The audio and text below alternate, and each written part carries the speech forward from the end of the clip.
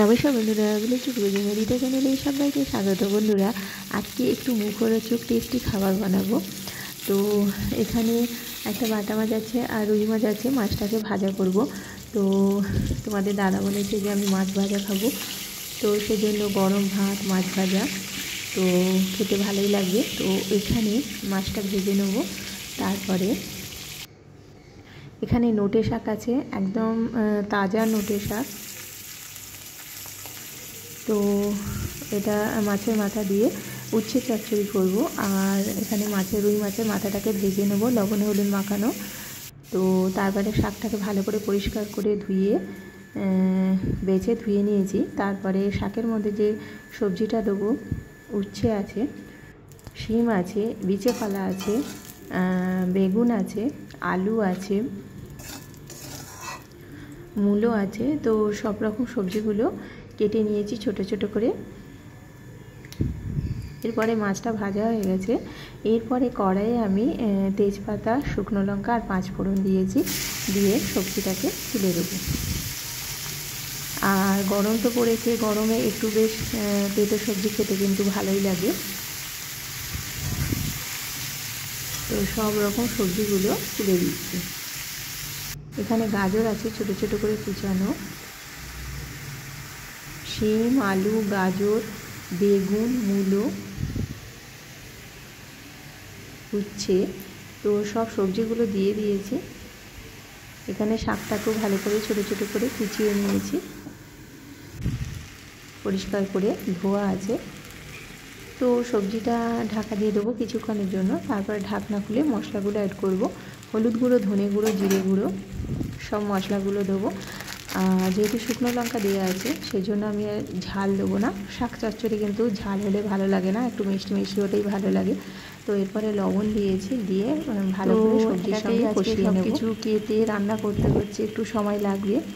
তো তোমাদের দাদার নেই, মেয়েটাকে নিয়ে পড়তে দিতে গেছে, মেয়েটা পড়তে গেছে, তো তাকে দিতে গেছে, সময় লাগবে।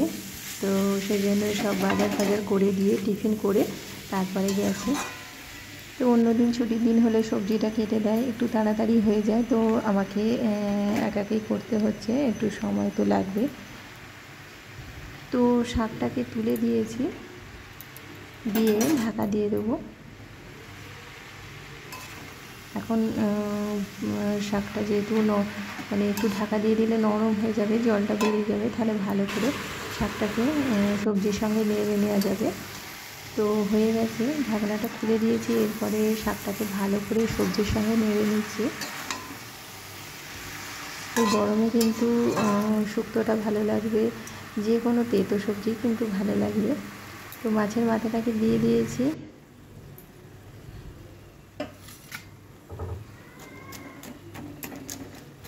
খুন্তি দিয়ে একটু ভেঙে দিচ্ছি মাথাটাকে, দিয়ে ভালো করে সবজির সঙ্গে নেড়ে নেব। 5 মিনিট ঢাকা দিয়ে দিচ্ছি, ঢাকনা খুলে হয়ে গেছে। বেশ একটু একদম বেশ আঁটো আঁটো টাইপের হবে।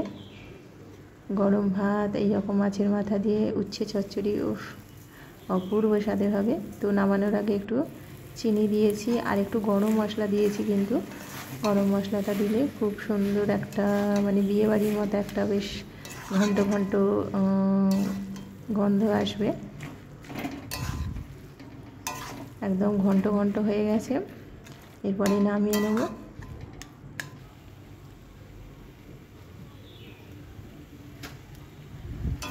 আর আজকে হচ্ছে উনানে ভাতটা বসিয়েছি, কেননা দেরি হয়ে যাবে। উচ্ছে চচ্চড়ি হয়ে গেছে।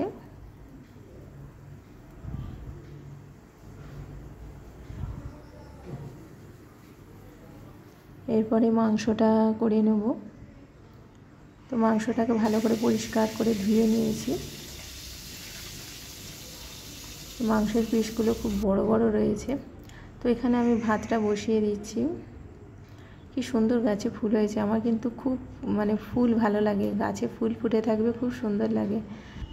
পুরো গাছটাতে ফুল হয়েছে, একদম লঙ্কার মতো লাল হয়ে ঝুলছে। আর এখানেও রয়েছে বোগেনভিলা গাছের ফুল হয়েছে, কি সুন্দর। এটাকে অনেকে কাগজ ফুল বলে। তো যাই হোক, এখানে ভাতটা বসিয়ে দিয়েছিলাম উনানে, ভাতটা হয়েই গেছে।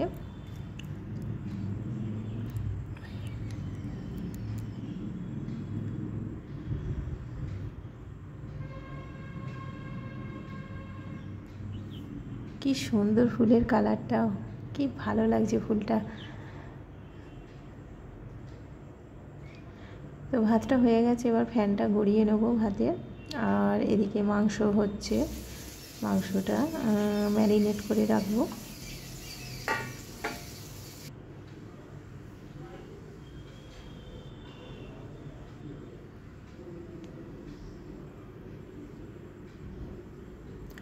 ভাতটা হয়ে গেছে, এরপরে মাংসের জন্য বেশ বড় বড় করে আলু কেটেছি। একটা আলুকে 4 ভাগ করেছি। তো এরপরে মাংসের মধ্যে আমি পেঁয়াজ, আদা, রসুন, জিরে গুঁড়ো, ধনে গুঁড়ো, হলুদ গুঁড়ো দিয়ে সর্ষের তেল দিয়ে ম্যারিনেট করে রাখবো। তো আধ ঘন্টার মতো ম্যারিনেট করে রাখবো। এখানে আলুগুলো লবণ হলুদ দিয়ে মেখে রাখা ছিল 10 মিনিটের মতো।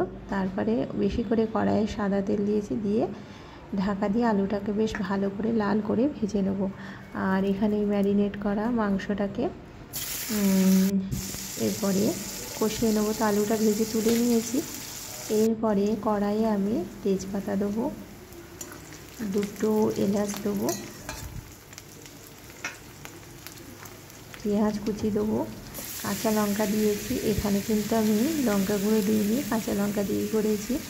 তো তোমরা চাইলে লঙ্কা গুঁড়ো দিতে পারো, কাঁচা লঙ্কাগুলো কিন্তু খুবই ঝাল।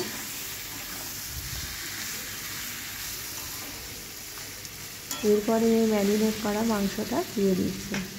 আদা, রসুন, পেঁয়াজ, সর্ষের তেল, ধনে গুঁড়ো, জিরে গুঁড়ো, হলুদ গুঁড়ো মাখানো ছিল। লবণটা কিন্তু দিইনি, লবণটা পরে দেবো।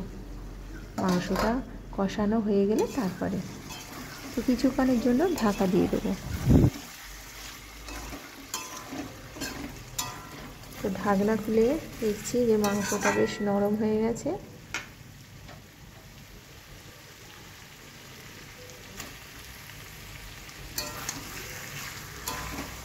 বেশ কষা কষা হয়ে গেছে। এরপরে ভেজে রাখা আলুগুলো দিয়ে দেবো। একটা বড় সাইজের টমেটো 2 ভাগ করে দিয়ে দেবো।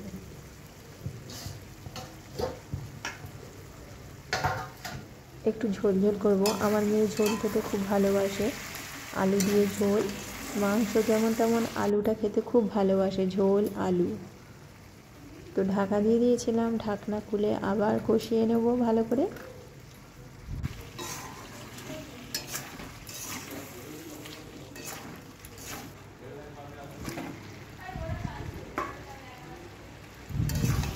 এরপরে কিন্তু লবণটা দিচ্ছি।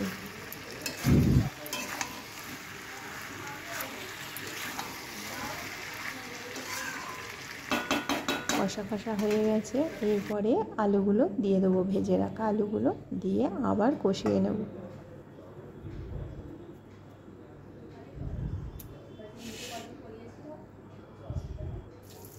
এরপরে রায়তাটা বানিয়ে নেব। এখানে রায়তাটা বানিয়ে নেব। টক দই রয়েছে 1 কাপের মতো, শসা কুচি আছে, পেঁয়াজ কুচি আছে, আর গাজর কুচি একদম ছোট ছোট করে কুচানো। তো লবণ দিয়ে ভালো করে মেখে নেব। এখানে তোমরা বিট লবণ দিয়ে মাখাতে পারো, আর একটু মরিচ গুঁড়ো দিয়ে দেবে, আরও টেস্টি হবে। একটু মরিচ গুঁড়ো দিয়ে দিয়েছি, দিয়ে ভালো করে রায়তাটাকে বানিয়ে নিয়েছি। এই গরমে কিন্তু বেশ টকটক জিনিসটা ভালো লাগে। এখানে মাংসের ঝোলটা হয়ে গেছে। আমি ভাত নিয়ে চলে এসেছি, একদম গরম গরম ভাত।